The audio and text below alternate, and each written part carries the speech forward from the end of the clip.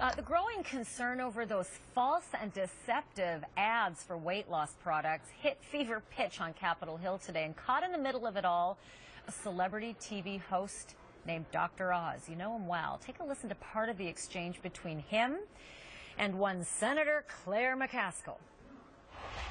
Dr. Oz, I will have some tough questions for you today about your role, intentional or not, in perpetuating these scams.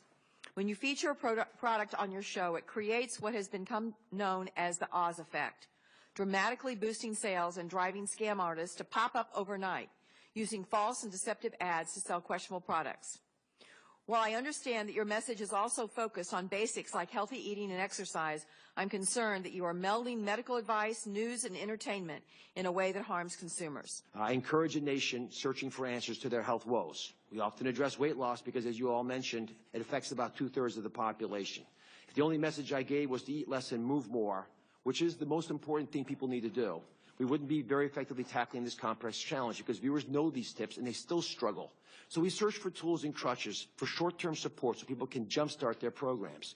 We use the alternative solutions often commonly used in countries, other parts of the world, like in the Ayurvedic tradition in subcontinent of India, or traditional Chinese medicine. We feature cleanses and new diet programs by promising authors. Now, many of these are controversial, as are the supplements that we research and profile.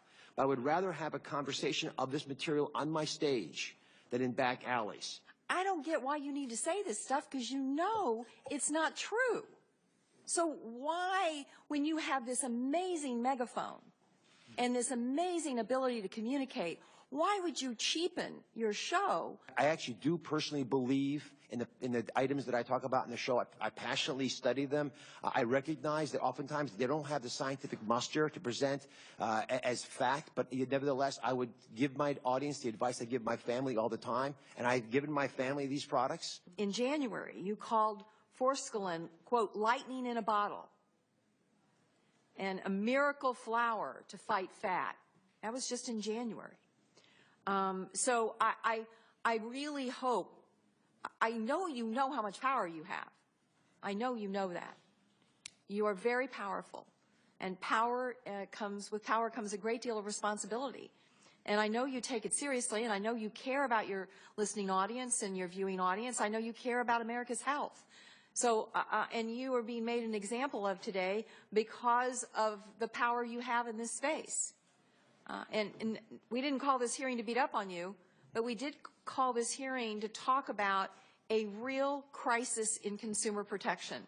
And you can either be part of the police here, or you can be part of the problem, and we're just hopeful that you will do a better job at being part of the police. Well, I came here because I want to be part of the solution, not part of the problem.